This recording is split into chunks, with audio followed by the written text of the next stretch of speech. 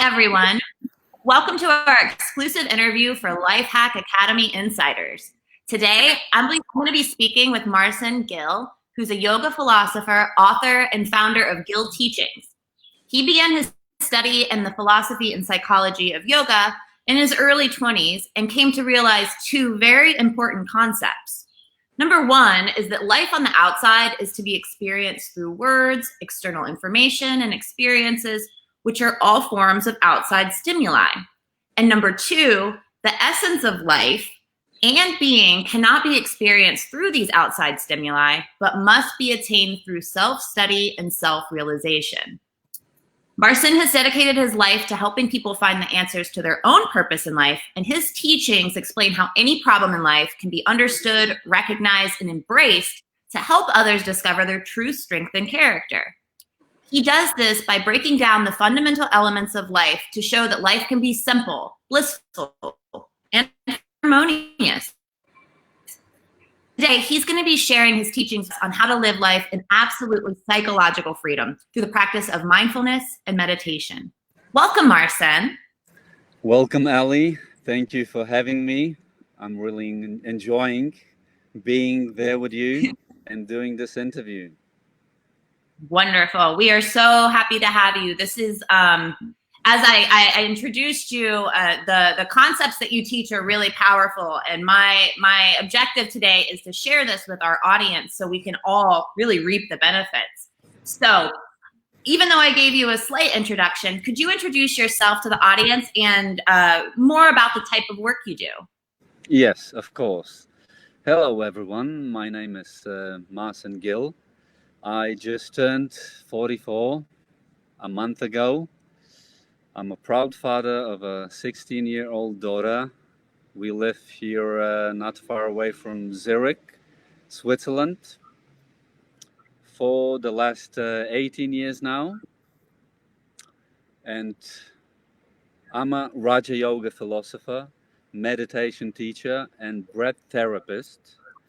I'm doing this work for closely to 20 years now. And these three titles, if we can say, these three professions have brought me to create the teachings I've been sharing with people around the world that base on these fundamentals, life fundamentals, which are three life phenomena: breathing, thinking, and doing. And I distilled them from the original yoga scriptures, which is the Yoga Sutra of Patanjali, which I've been studying for almost 2 decades. And during our interview, we will be catching on many points of my teachings. Yeah. Fantastic. So over 20 years, it seems that you've been really into this topic and really passionate about it. How did you first get started into this area of expertise? Yes, this happened first back in 2000 when I used to live in Germany. I happened to read a book at a friend's house. It was a normal book for yoga postures, hatha yoga. Mm-hmm. And I said, well, let me give a chance. Let me try and see what this is, because I've been doing sports all my life. I've been active all my life, doing different kinds of sport activities. So I was curious, what is in this thing? And I quickly saw the fascinating way how body posture combined with the breath can have incredible impact on mindfulness. Mm-hmm. And on internal values, on concentration, on attention, on focus, on all these qualities, mental skills. Right. You know, so I started doing this, and I saw that these kind of exercises save my energy and don't use it. Like, I'm not dissipating my energy by simply practicing these exercises, but I'm generating more energy. So this became very, very interesting to me.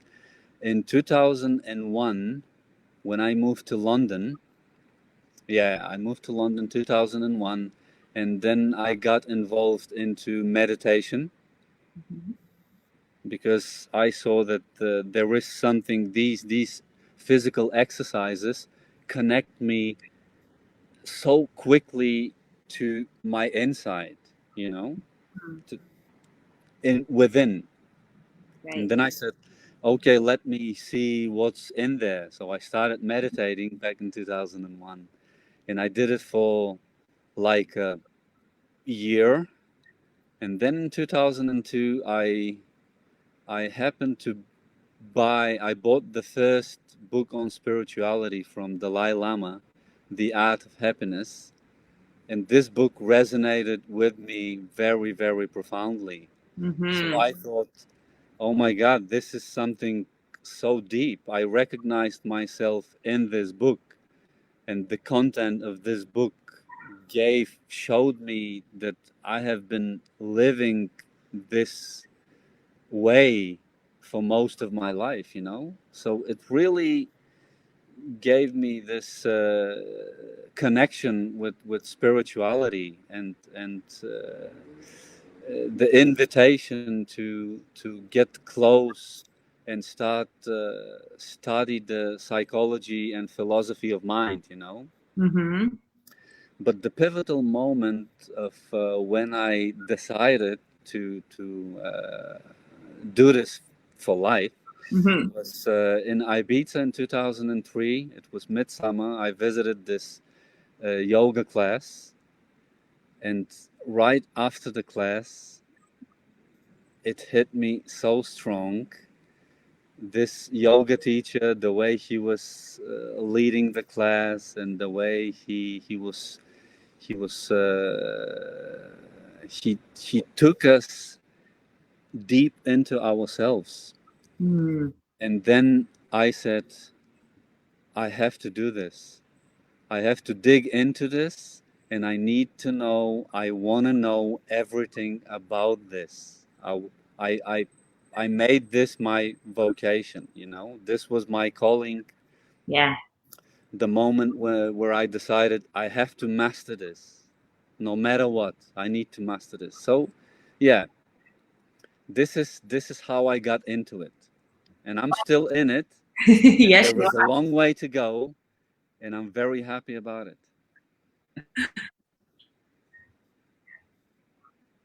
That's wonderful. I love that it was more of a progression and the recognition of going inside yourself, as I kind of explained in the introduction about capturing that essence of life is really within you. And there were several instances where these concepts resonated with you, and then that pivotal moment where you said, it's life changing, right? It is, yeah. It changed my life. Of course, I faced a lot of hardship, Mm-hmm. struggle, and confusion during on the way, but that's what's all about when you on a spiritual quest. You know, when you get yourself on discovering yourself and the meaning of life. It's you have to face everything on the way.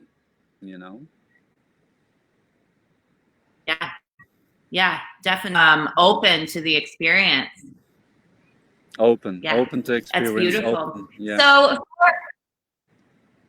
yeah, definitely. So, for our audience who may be unfamiliar with mindfulness, could you give kind of a brief introduction and maybe touch on any common misconceptions that are out there about mindfulness and meditation?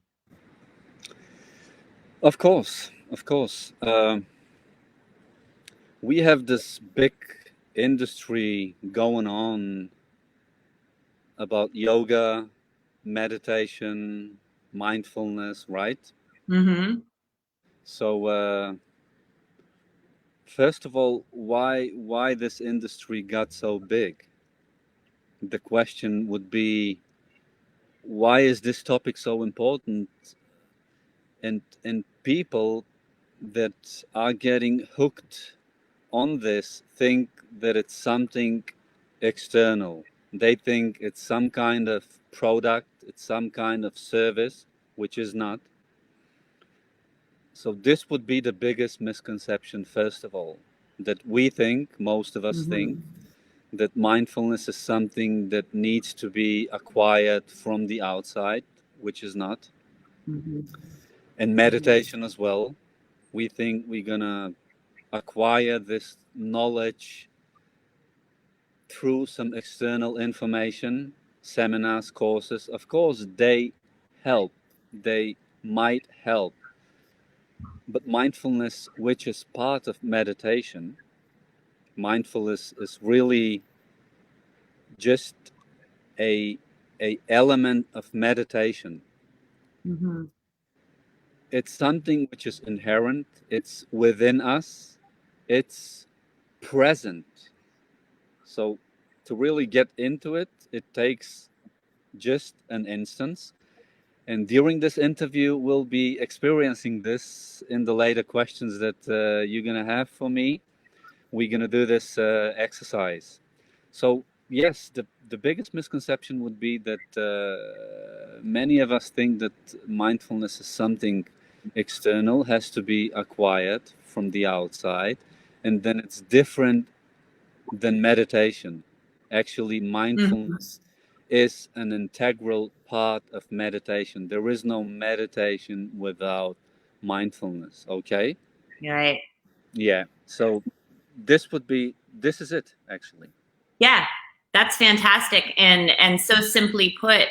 So, I mean, thank you for that explanation. So why would one need to practice this meditation? What would be the benefits for them?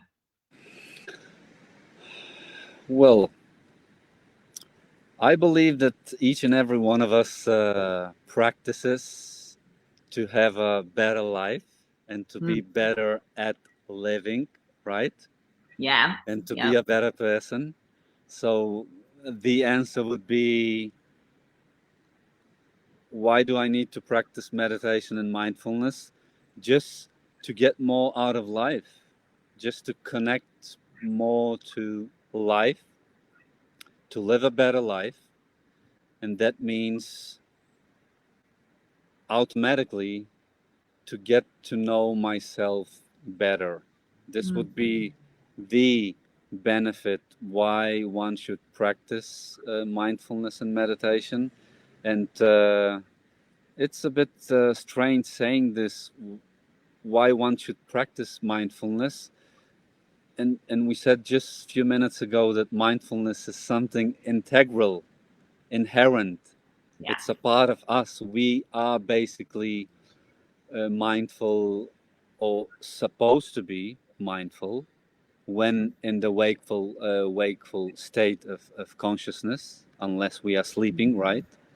So the moment we wake up, normally we are mindful that we are awake and that we do say things we say and do. And yeah, so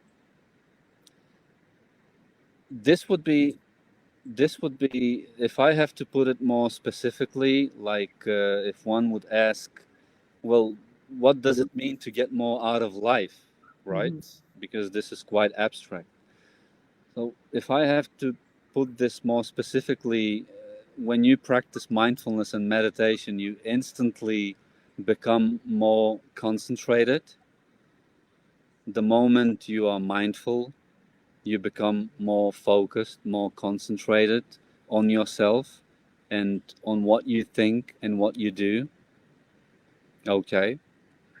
And because we have, I would like to differentiate the mindfulness in two ways, like being mindful of what's going on around you in your environment, like you are listening to me, and our viewers and listeners are listening to me, and they know, okay, I'm mindful of listening to this person speaking. So this is the outward mindfulness. But Mm-hmm. then we have the inward mindfulness, when you ask yourself, okay, I'm mindful of my environment, of the external information and the external stimuli, but am I mindful of my feelings and emotions, what's happening right now inside of me? Like, I'm listening to people, I'm seeing people, or I'm seeing myself doing something physically, but then I have no idea how I feel, or if I know how I feel, I don't know why I feel this way. Mm-hmm. If I say, okay, I feel anxious, so I'm mindful that I feel anxious, but I don't know why I feel anxious. So That's an this important knowledge, question. yeah, Absolutely. this is crucial. This is crucial. So this is where mindfulness for many, the practice of mindfulness for many people stops, because they say, "Oh, I don't want to go deeper because it's getting more complex and it's getting even scary." That's why we have all these, let's say, literature and books and seminars and teachings, just to bridge this moment where people say, well, I like to be mindful, but I don't like to face my anxiety, my fear, or even my joy, you know, Mm-hmm. Mm-hmm. or I don't want to get involved too much with my emotions. All right. So the second benefit, specifically after acquiring concentration and focus out of mindfulness, would be, once you go deeper into, let's say, for example, face your anxiety, just be there and face and ask yourself, okay, I feel anxious. Why I feel anxious? Because of what? In this work, this progress will get you to insight, will Mm-hmm. get you to understanding why. So the mindfulness will help you to get this answer why. Because we have so many questions. Oh God, why this and that happens to me? Why it should be this way? And you see, mindfulness will take you to the answer. But what I'm talking about right now, this process is already meditation. Mm-hmm. You see, this is all connected. Right. Okay. So, yes, the benefit would be, first of all, concentration and focus on what you do and what you are. And when you have a continuous mindfulness, when you do this process, when you stay with this process, you get more insight and more understanding about the thing you are concentrated on. Okay. And right, once you get to this value, or to this virtue, insight and understanding, well, actually, this is not a virtue, but this is mental quality. Let's call it a mental quality. What follows is you get more tolerant, and you get to accept things, right? Because all of us have the capacity of tolerance and acceptance, but for some of us, or most of us, the tolerance is quite shallow, right? We are getting stressed so easily because of, actually, so many superficial things, and Mm-hmm. we get so fed up of because of superficial things, and we get stressed out so quickly, and this is only because we have the low capacity of tolerance. Interesting. Yes. So to close this question, I would say, once you stay in your mindfulness and achieve these mental qualities which I just pointed out, automatically you get more self-confident, right? Mm-hmm. You get more self-confident. You get keen to study more about yourself. You get more interest, inspiration, and motivation for self-inquiry. Mm-hmm. Then you say, "Oh, this works like a charm. This works so organically. I would like to know more about how I function, about what's inside of me." And this is after self confidence and self inquiry. This is where you get to really love yourself. This is where self love opens. Okay, and then one is able to love others, love things around oneself, the world, and everything, right? Right. So this is the whole joyride of being, of why being mindfulness, and why practice mindfulness and practice meditation. Was that a It's a satisfying wonderful answer? selling point. Yes, that's wonderful. And it makes me think, as you're talking about how mindfulness meditation can really boost your own self inquiry and the confidence and your own internal motivation, these are things, again, that people seek out externally. You know, I need to have XYZ to complete this, or I don't have this motivation, or I don't even know what I want. That's a Exactly. huge question Yeah, that comes up often with our life hack readers and listeners and viewers. It's hard to come to that if you haven't taken that time to be present with yourself and to really ask those questions. Why? And so you're saying that this practice alone will really help get you there internally, and you can kind of rely on yourself to be your own guide and even mentor. definitely, definitely. If one wants to acquire or gain all these qualities, concentration, insight, understanding, tolerance, acceptance, self confidence, this is the way to do it. I'm not saying just to sit somewhere and wait for this to happen, like Mm-hmm. practice mindfulness and meditation, sit somewhere, the cliche of meditation. No, Right. because many people have acquired these qualities through working in the outside world. But when a person is concentrated on whatever task uh, it does, right? Then this is called active meditation, meditation in action. Whatever business you do with yourself, with your children, with your family, with your partners, whatever the case is, once you're really concentrated and invest all your energy into this thing you do, that means you've been doing this thing mindfully, then all of these Mm-hmm. qualities, mental skills follow, you acquire them. But this is the way you need to be mindful.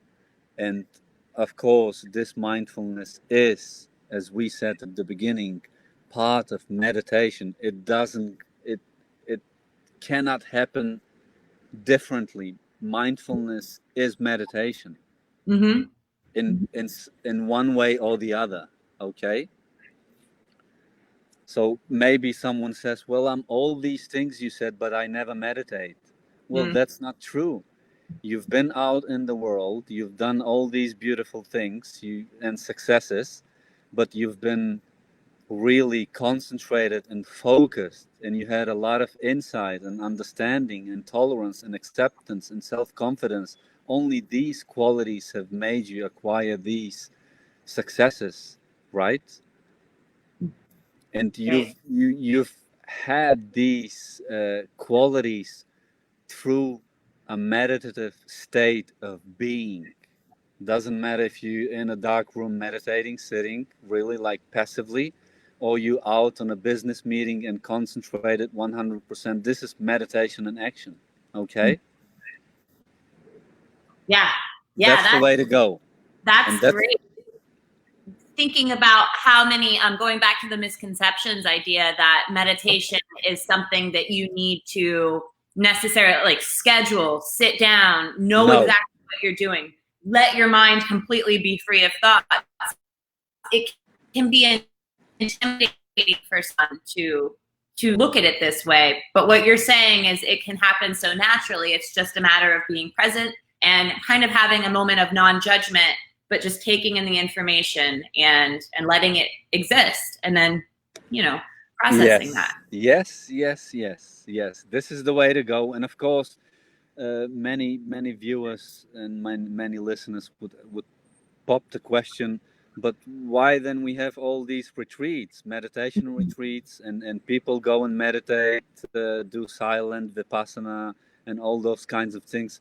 Of course, yes, this is crucial. This is necessary only if you want to really tap into your spiritual self and dig deeper into the metaphysics of meditation, because meditation is more spiritual, metaphysical, rather than physical. Okay, so meditation is not to be used for physical benefits, Mm-hmm.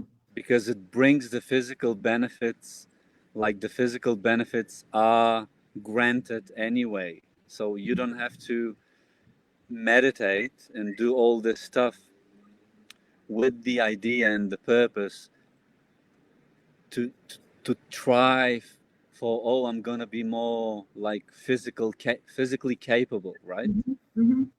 Yeah, so meditation takes you more into yourself internally, right? Right. And Right. goes, yeah. So you're saying then, let's stick to that point for a moment. So you're saying that there are benefits beyond the mind. You mentioned physical strength. How can it impact this area? Or how can someone, I guess, wrap their head around what you're discussing here about it being beyond your mind and more about within yourself? Exactly, yeah.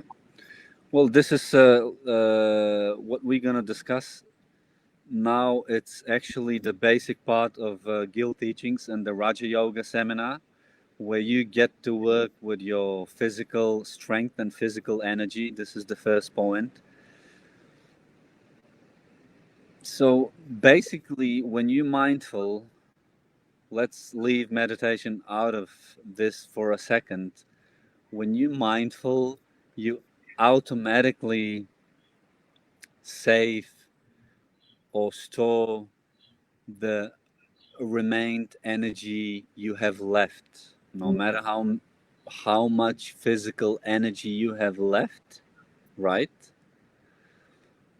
When you're mindful, you Right. get to save this energy instead of dissipate it, instead of using it.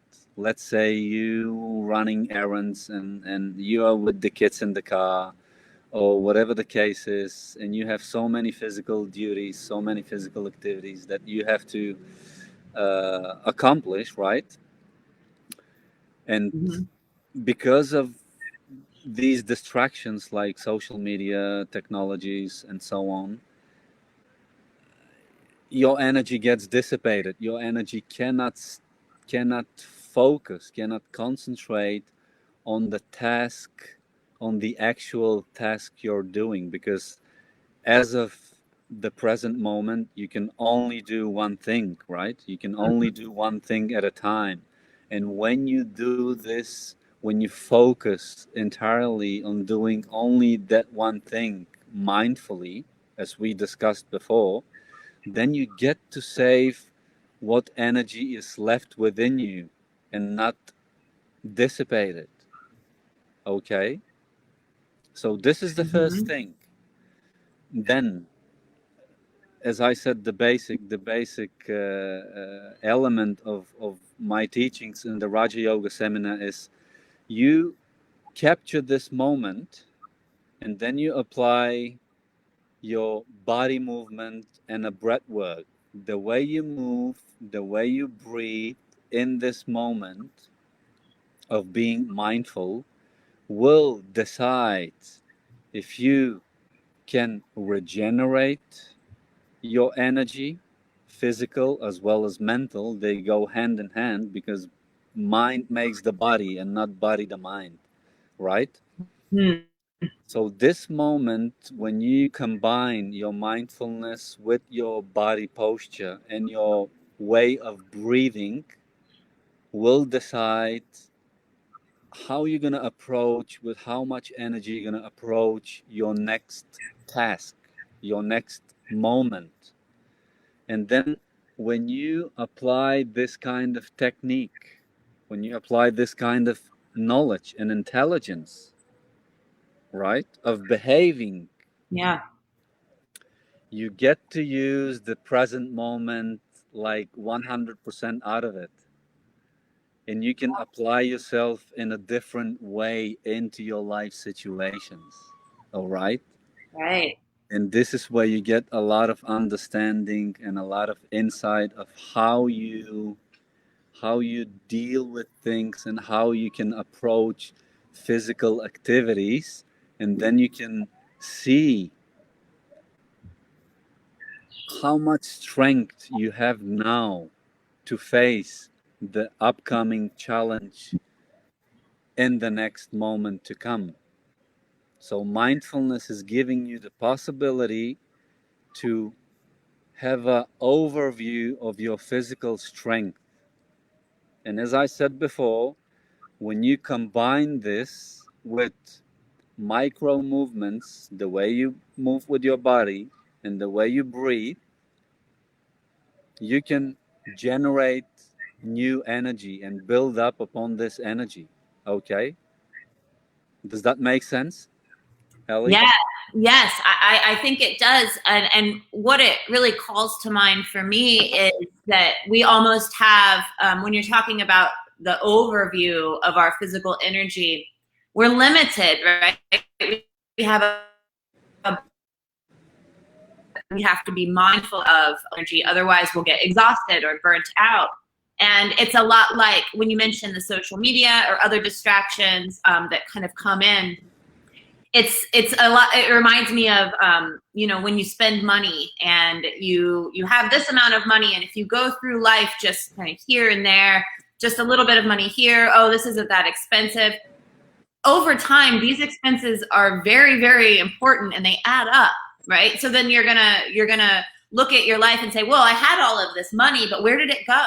You know, Exactly. if you're not paying attention to where you're putting it. So what you're saying then is mindfulness really helps you center yourself and understand where exactly this energy is going, whether it's worth it or not, what benefits it gives you, what things it might teach you. There's a lot to gain from that. Definitely, yeah. It's the starting point, actually. When you go and say, I want to get really physical and I want to pump up physical strength. Well, if you go to the gym, you have to concentrate on the weightlifting or you have to concentrate on the jogging. You have to be really mindful and connected to these tasks, you know. But Mm-hmm. many people don't have time to do this. That's why in my Raja Yoga seminar, I show how you can create energy by not going anywhere, just doing your day to day activities. Apply this combination of body posture, breath work, being mindful of this is gonna create, is gonna first of all save the energy you have, and then you're gonna learn how to build up upon this energy with the time by practicing, right? Because we don't take care of our energy. We Right. go to sleep, and when we wake up, we have a new goal. We take it for granted, and by the end of the day, Mm-hmm. we are totally exhausted Mm-hmm. without knowing how tomorrow can I have more energy? And then we feel helpless and like doubt in our capabilities, right? Right. Yeah. Yeah, I think dull is a really good word that I can relate to as well. There's been many times where I've gotten plenty of sleep, or I've done all these necessary components to, be healthy or be fit or whatever, but I'm still exhausted or burnt out at the end of the day. Or I Yes. wake up and I don't want to wake up. So yeah, I can relate to this.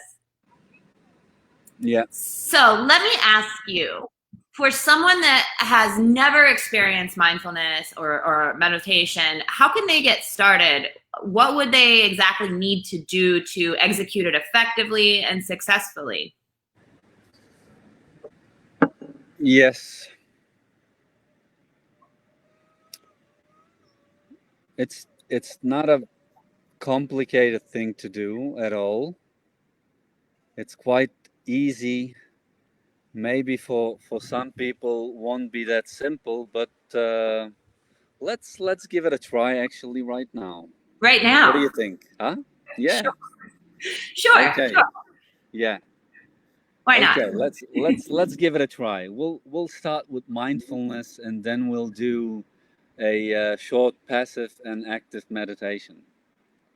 So the best example would be to take an example of the present moment, and this would be this interview. Okay. Mm-hmm. And if I would urge the viewer just to have a look of what's going on around, like if he or she is sitting outside, open space or closed space, what's going on around, and then just confirm that certain things are going on around myself, around me, and I'm conscious of this. I'm listening to the guy speaking in the interview. I'm sitting in front of my computer. So I'm mindful of this. This is the outward mindfulness we've been talking about before. And now the question comes, am I mindful of what's going on inside me? I'm sitting here in front of the computer, listening to this interview, and I feel in a certain way. Do I know what I feel? Yes, I know what I feel. I feel this and that, okay.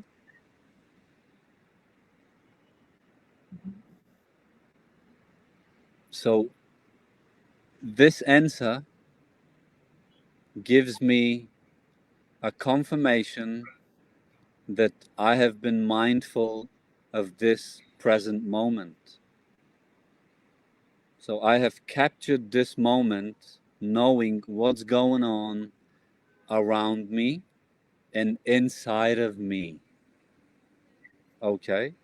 And this is a confirmation that I know, I acknowledge to myself that I know what is at this present moment.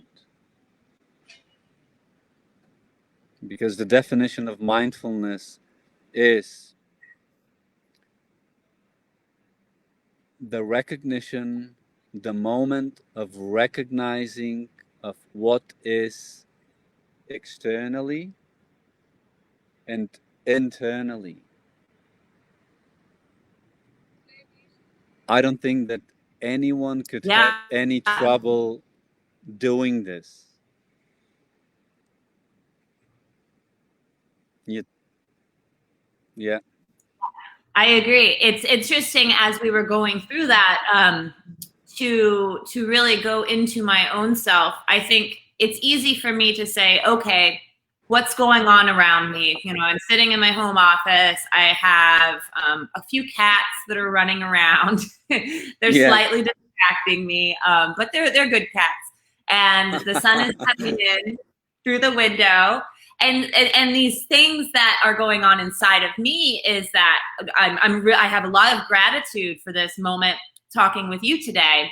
And the sun, Likewise. yeah, great. And the sun beating through the window is giving me a sense of warmth, and almost the light itself is very comforting to me. And I recognize that I have a lot of interest and patience within me to hear your wisdom about this. And Beautiful. it is that internal feeling. I think a lot of us take it for granted or ignore, but it really helps bring the moment into perspective in a completely different way. Yeah. Yeah. So yes, as we did this, I think this is very easy to perform. The only thing is we escape this work. We don't like doing it Mm-hmm. because we like to be entertained. It's very easy to be entertained. The mind wants to jump from one thing to the other, and it's kind of easy, right, to follow stuff, Mm-hmm. because once you want to get understanding and insight from something, as we discussed just a while ago, the process of mindfulness goes, it stretches itself, and this investment of time needs to be given. So Mm-hmm. it's it's not enough only for me to acknowledge that I'm mindful and what's going on within me, but if I want to get to know things, I need to stretch this moment and stay mindful all the time in order for me to get insight from something. Like, for example, why am I getting distracted so easily? One question, right? Mm-hmm. Why can I? We have so many people, they have so much trouble with concentrating, right? Well, this has given the birth for this industry of mindfulness meditation and so on, because most of us cannot concentrate on one task, right? So this is Right. the whole problem. It's not there is no problem of executing the technical, the structure of mindfulness. We just did it right now, you know. Yeah. The problem is repeating this all the time. Like, one could say, well, I cannot do this whole day long, just analyzing stuff, or just being so conscious. Well, you don't have to do it. Just, yeah, get distracted, take your time off, but be mindful of this, Mm-hmm. that you have taken time off, that you wanted to be entertained. There is nothing bad in it, like watching a movie, or whatever you want to do. Yeah, do it, but be mindful of it. Mm-hmm. Yeah, Mm-hmm. yeah. So, And it seems that the more you do this and engage your mind in the present moment, it has to get more natural for you to kind of come into this, right? oh yes, yes. The more you practice it, the less you get distracted, the more concentrated you get. This is like, it's like a game. Yeah. The more you run, the more endurance you get to build. You Mm-hmm. know, it's like with everything else. The Right. more you practice this less distraction, which is more mindfulness, the more concentration you will get on the outside and on the inside. And the more you do this, the more Mm-hmm. sense you'll see from this. And then you will say, well, this thing is very practical, it's very useful, it's very beautiful. It's actually me. It's what Mm-hmm. I am, you know? Yeah.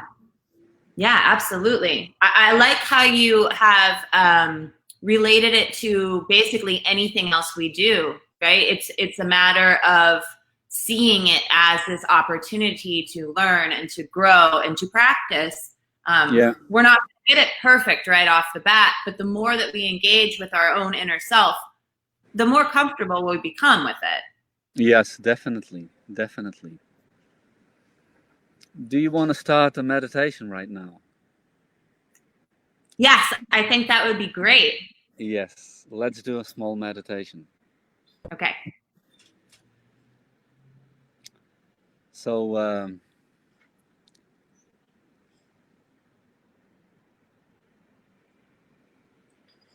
close your eyes, look,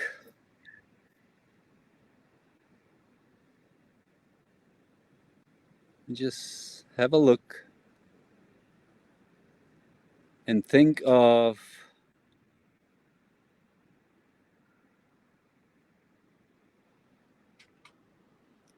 nothing.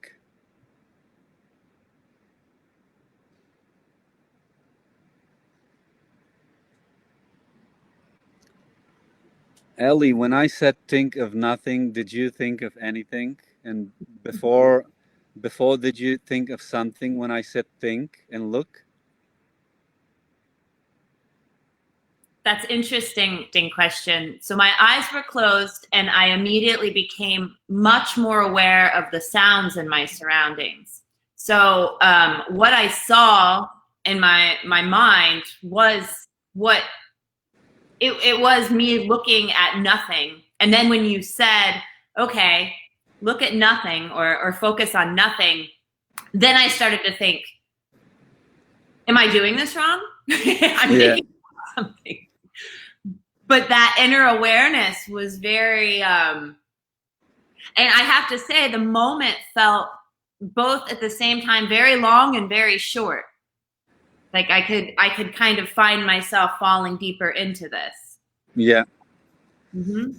Like when you continuously follow what's on your mind, like when I said close your eyes and look, and then you just see whatever you see inside of you, Mm-hmm.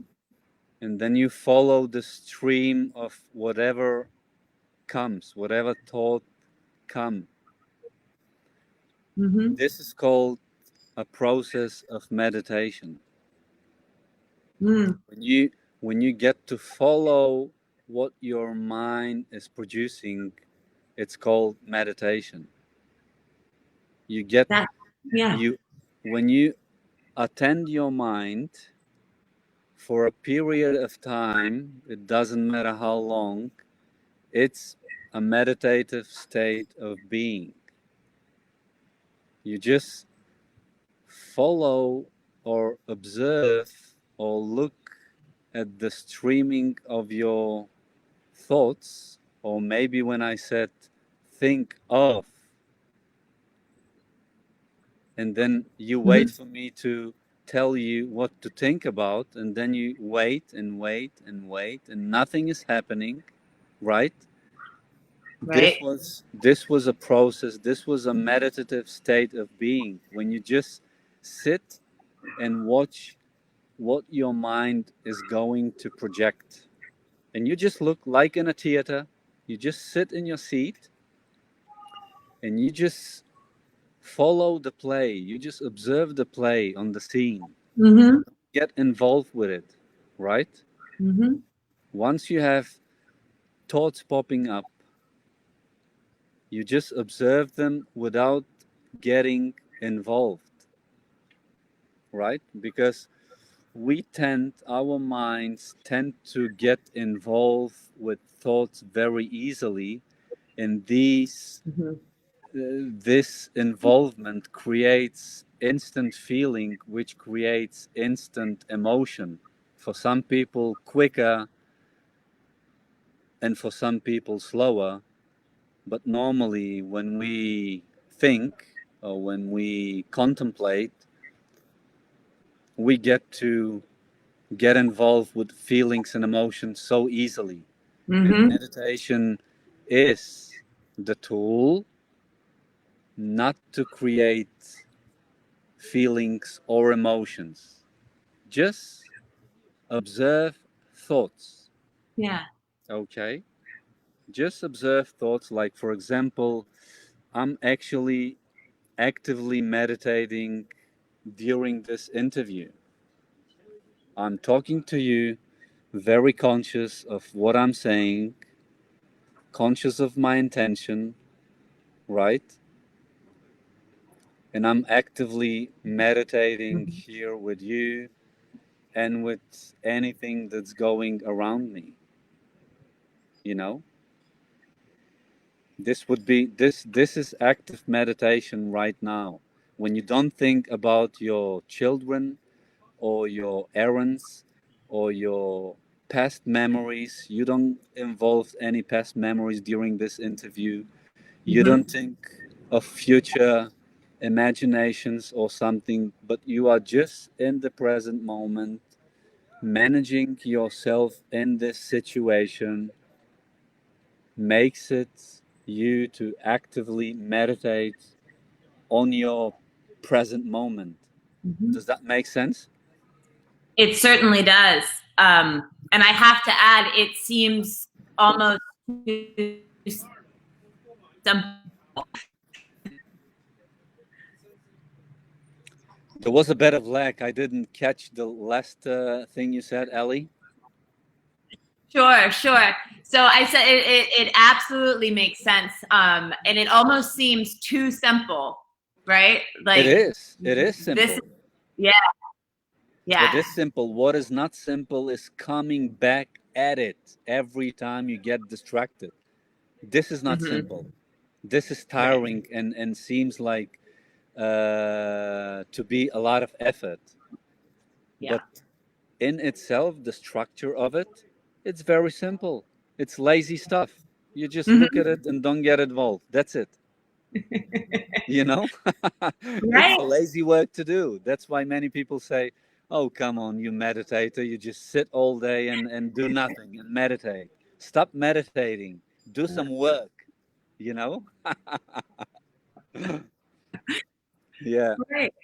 It's almost it's almost entertaining to me to think about how much effort we tend to put on being distracted, Oh, right? yes. It's almost like doing something like this. It seems too simple, but it also seems like, well, we're not doing enough. But from everything you've talked about with the benefits of mindfulness and meditation, you'll it you're doing more than you ever could if you were distracted and you were, using that energy and not being present with the here and now and what's going on internally.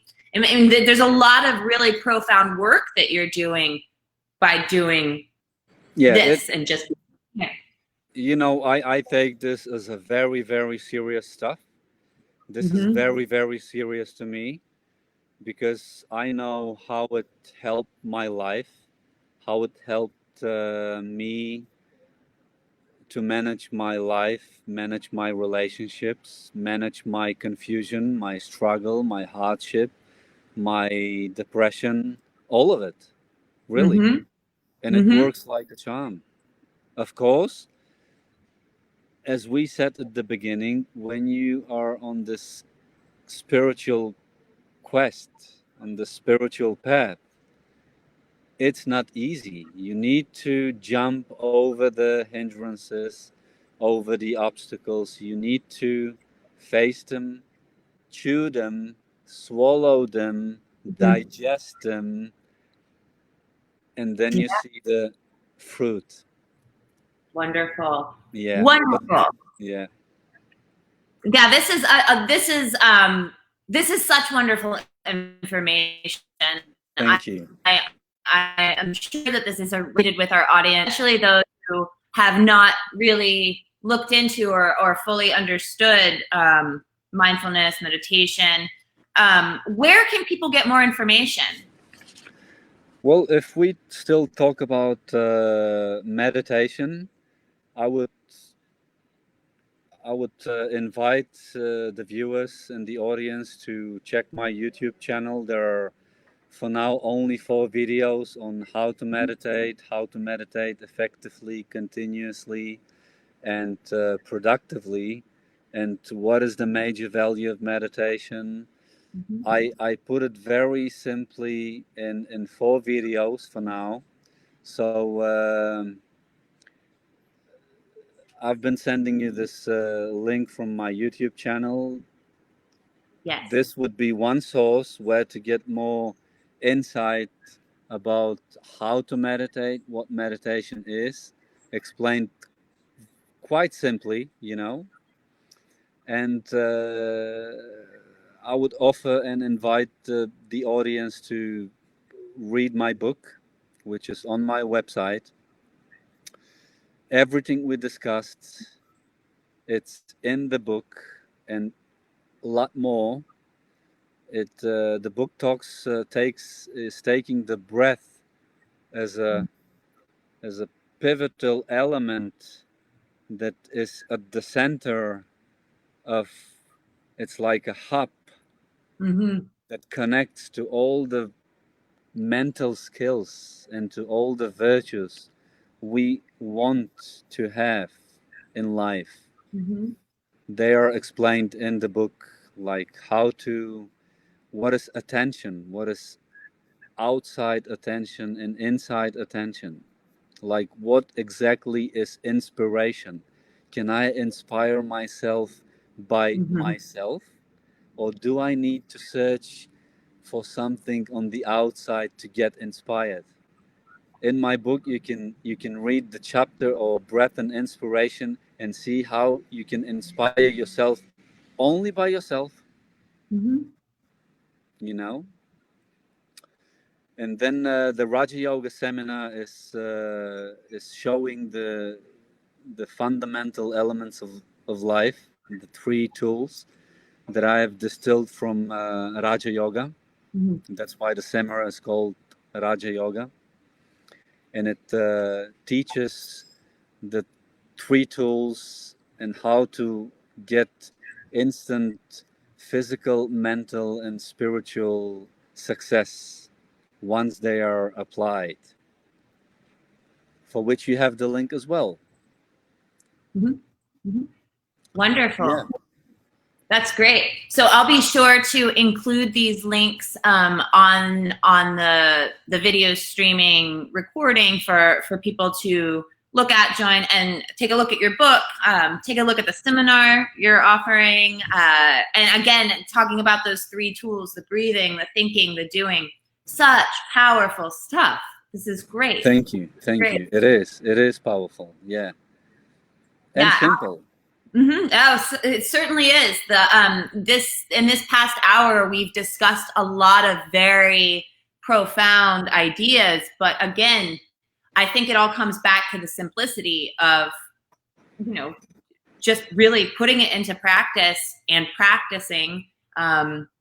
It's great. It's wonderful. I think again, this is going to a lot of people.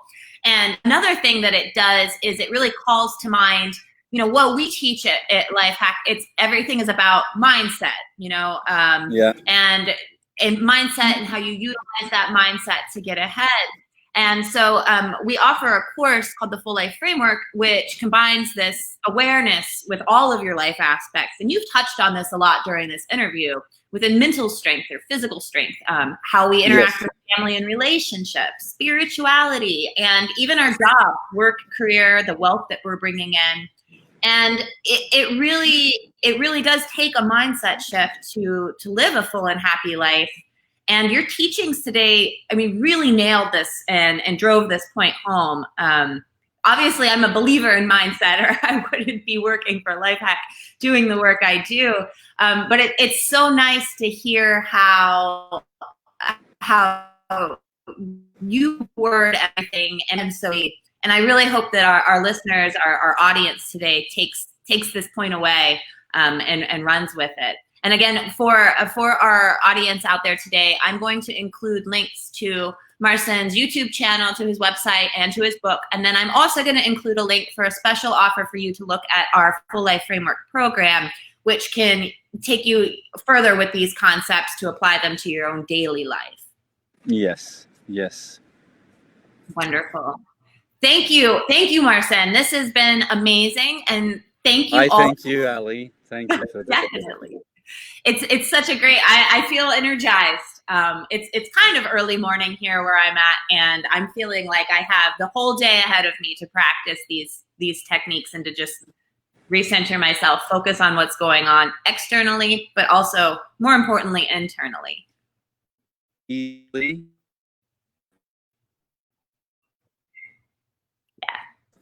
Yeah, it's wonderful. So again, thank you all for joining this exclusive interview with Marcin. And we hope that you have shifted your mindset on how powerful the mind can be and the amazing benefits you can gain from practicing mindfulness and meditation.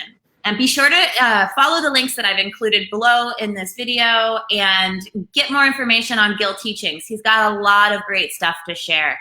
Thank you, Marcin, and thank you all for joining us today. Hope you have a wonderful day.